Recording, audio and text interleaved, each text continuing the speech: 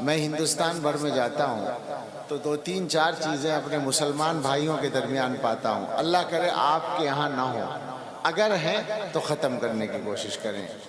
نشہ ہے تو نہیں آپ کے یہاں؟ آپ کے یہاں کے جوان نشہ تو نہیں کرتے؟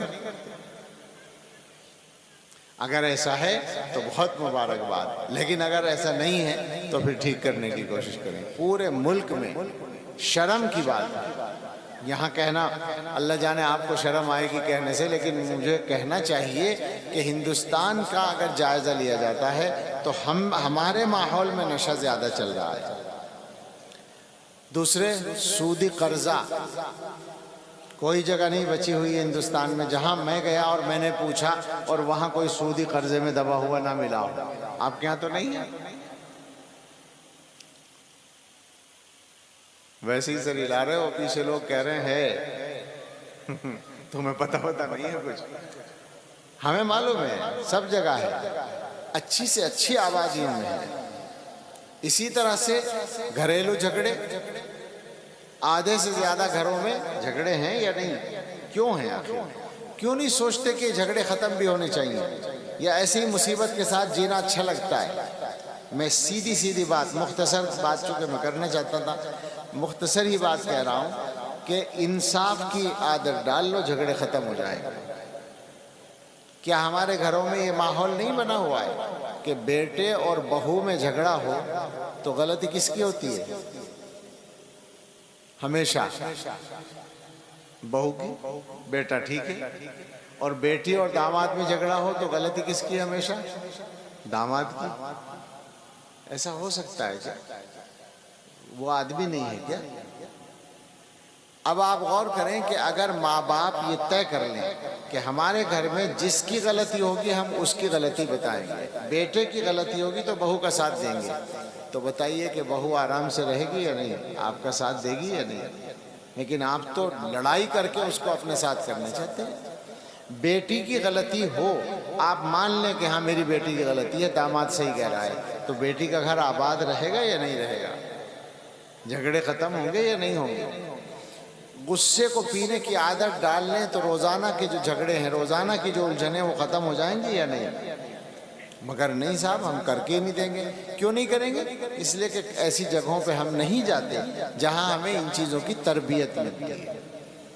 علماء کے پاس نہیں جاتے، اللہ والوں کے پاس نہیں جاتے، اپنے حالات کو ٹھیک کرنے کے لیے ہم کوئی محنت نہیں کرتے۔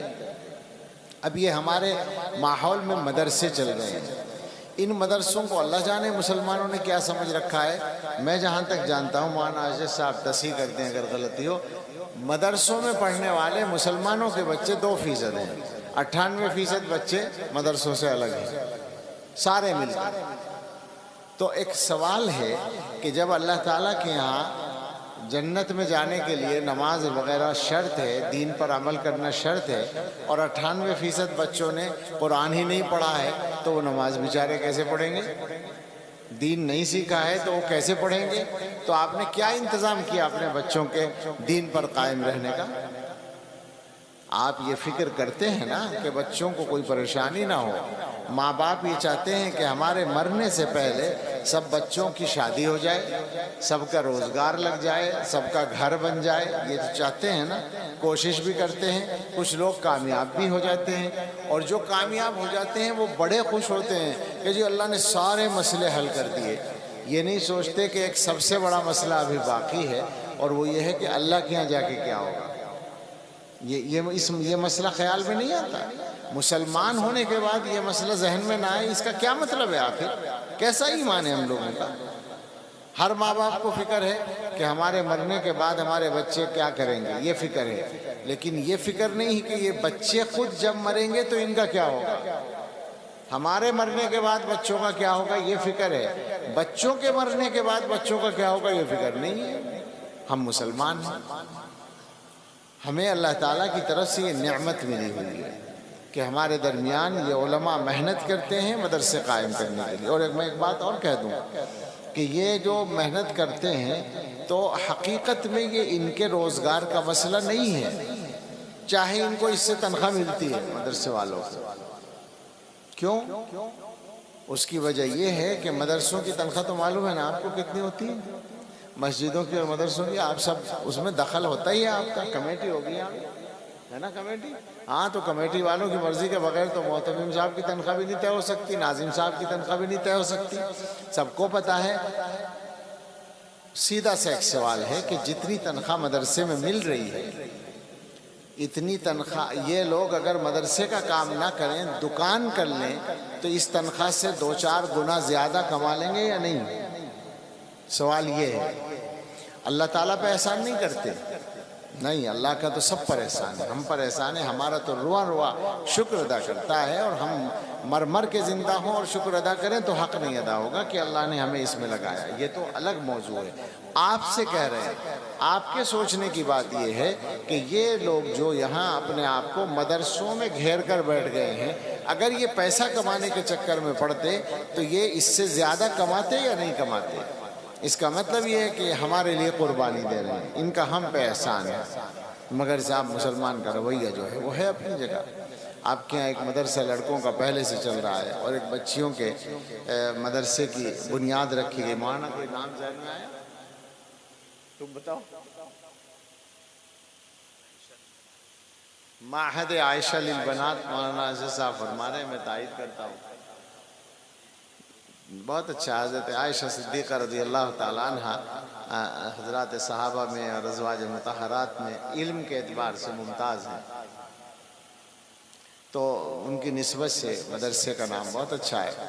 تو یہ لڑکیوں کا مدرسہ قائم ہوا ہے. آپ اپنی بچیوں کو بھی پڑھائیں اور بچوں کو بھی پڑھائیں، اور بچوں کی تربیت کی فکر کریں. اور اصل مسئلہ ہے ایمان کی فکر کا. اصل مسئلہ ہے یہ کہ ہم بھی ایمان کے ساتھ دنیا سے جائیں اور ہمارے بچے بھی ایمان کے ساتھ دنیا سے جائیں. اور باقی دنیا میں رہنے کے لیے کسی مسلمان کو یہ بتانا پڑے کہ تجھے دنیا میں کیسے رہنا ہے، یہ تو عجیب بات ہے. مسلمان کے سامنے دنیا کا سب سے خوبصورت نمونہ زندگی گزارنے کا موجود ہے. حضرت محمد الرسول اللہ صلی اللہ تعالیٰ علیہ وسلم کی سیرت اور حیات کی شکل میں. ابھی مولانا حسین صاحب بیان کر رہے تھے حضور کی زندگی کے واقعات، آپ کی حیات طیبہ کے. اسی طرح حضرت مولانا اور دوسرے حضرات نے بھی بیان کیا. آپ غور کریں کہ اگر کوئی مسلمان حضور علیہ السلام کی سنت کے مطابق زندگی گزارتا ہے، اور سنت کا مطلب کیا ہوتا ہے کہ اس سے کسی کو تکلیف نہ پہنچے اور وہ اپنا کام ذمہ داری کے ساتھ کر رہا ہو، تو ایسے آدمی کی وجہ سے سارے لوگ سکون محسوس کرتے ہیں.